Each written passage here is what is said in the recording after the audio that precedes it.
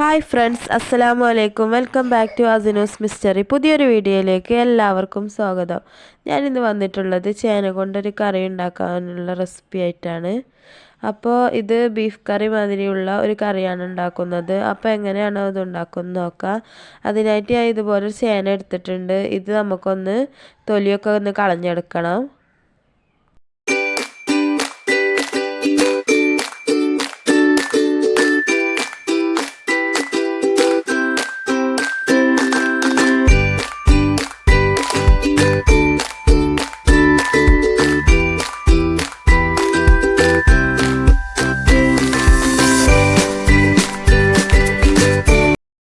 അപ്പോൾ ഞാനത് തൊലിയൊക്കെ കളഞ്ഞ് ഇതുപോലെ ചെറുതായിട്ടൊന്ന് അരിഞ്ഞെടുത്തിട്ടുണ്ട്. ഇനി അതൊന്ന് നന്നായി കഴുകിയതിന് ശേഷം ഒരു കുക്കറിലേക്ക് ഇട്ട് കൊടുക്കാം.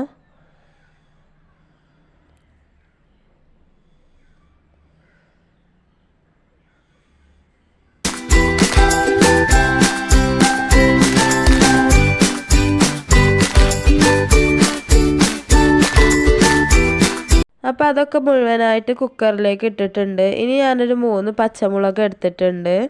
അപ്പോൾ അത് അതിലേക്കൊന്ന് കീറിയിട്ട് കൊടുക്കണം. പിന്നെ വേണ്ടത് മഞ്ഞൾപ്പൊടിയാണ്. അതൊരു 1/2 ടീസ്പൂൺ ഇട്ട് കൊടുക്കാം.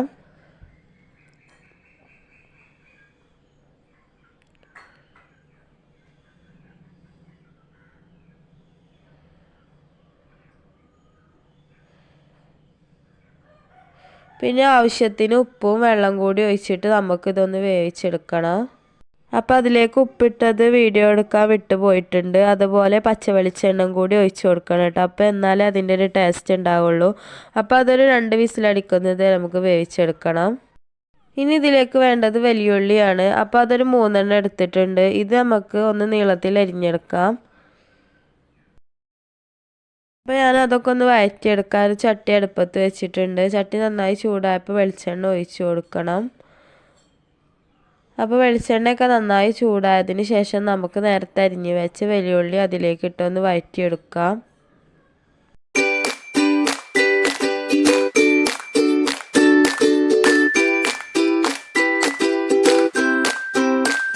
അപ്പോൾ അത് നന്നായി വഴഞ്ഞ് കിട്ടാൻ വേണ്ടിയിട്ട് അതിലേക്ക് ഉപ്പും കൂടി ഇട്ട് കൊടുത്തിട്ടുണ്ട്. ഇനി നന്നായിട്ടൊന്ന് വഴറ്റിയെടുക്കാം.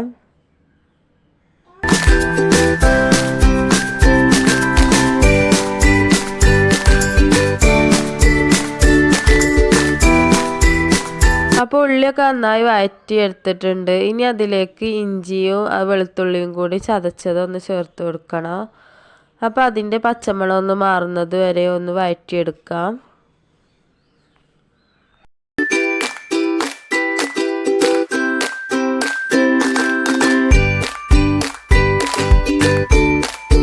ഇനി വേണ്ട തക്കാളിയാണ്. അപ്പോൾ ഈ തക്കാളി നന്നായിട്ട് മിക്സിയുടെ ജാറിലൊന്ന് അരച്ചെടുക്കണം.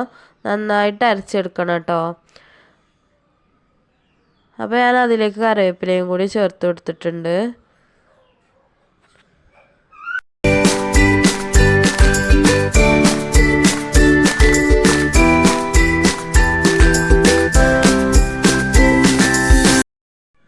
അപ്പോൾ ആ തക്കാളിയൊക്കെ നന്നായിട്ട് അരച്ചെടുത്തിട്ടുണ്ട്. അപ്പോൾ അതിലേക്ക് ഒഴിച്ചു കൊടുക്കാം. അപ്പോൾ തക്കാളിയുടെ ഒരു പച്ചമണം ഉണ്ട്, അതൊക്കെ നന്നായിട്ടൊന്ന് പോണം കേട്ടോ.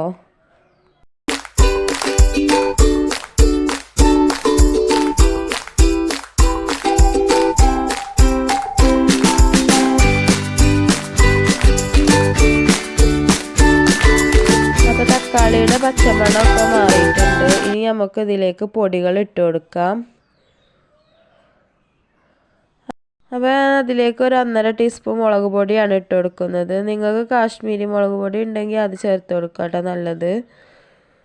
അതുപോലെ തന്നെ ഒരു 1/2 ടീസ്പൂൺ കുരുമുളക് പൊടി, പിന്നെ ഒരു 1/2 ടീസ്പൂൺ ഗരം മസാലയുടെ പൊടി, പിന്നെ വേണ്ടത് മഞ്ഞൾപ്പൊടിയാണ്. മഞ്ഞൾപ്പൊടി കുറച്ചിട്ടാൽ മതി. നേരത്തെ നമ്മൾ ചേനയിലേക്ക് ഇട്ടിട്ടുണ്ടത് കൊണ്ട് തന്നെ കുറച്ചിരുന്നുള്ളൂ. അപ്പോൾ അതും കൂടി ചേർത്തിട്ട് നന്നായിട്ടൊന്ന് വഴറ്റിയെടുക്കണം. ആ പൊടികളുടെ പച്ചമണമൊക്കെ മാറിയിട്ട് വേണം നമുക്ക് വേവിച്ച് വെച്ച ചേന അതിലേക്ക് ഇട്ട് കൊടുക്കാൻ.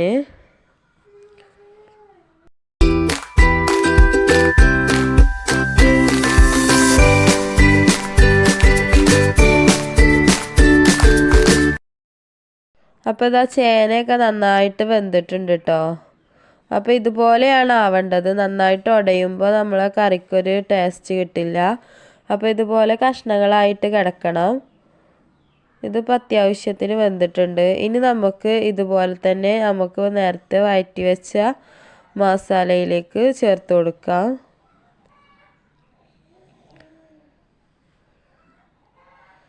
അപ്പോൾ ആ വെള്ളത്തോടൊക്കെ തന്നെ മുഴുവനായിട്ട് ഒഴിച്ചിട്ടുണ്ട്. അപ്പോൾ ഇതൊന്നും കൂടി ഒന്ന് തിളച്ച് വരുമ്പോൾ കുറുകി വരും. അതുകൊണ്ട് നമുക്ക് കുറച്ചും കൂടി വെള്ളം ഒഴിച്ച് കൊടുക്കേണ്ടി വരും.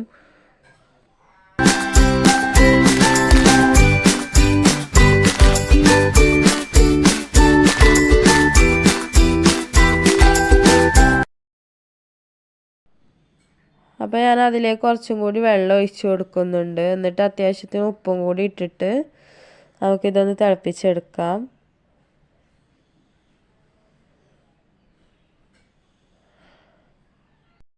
അപ്പോൾ ഇത് നന്നായിട്ടൊന്ന് തിളച്ച് വരണം. ആ മസാലയൊക്കെ ചേനയിലേക്കൊന്ന് നന്നായിട്ടൊന്ന് പിടിക്കണം കേട്ടോ.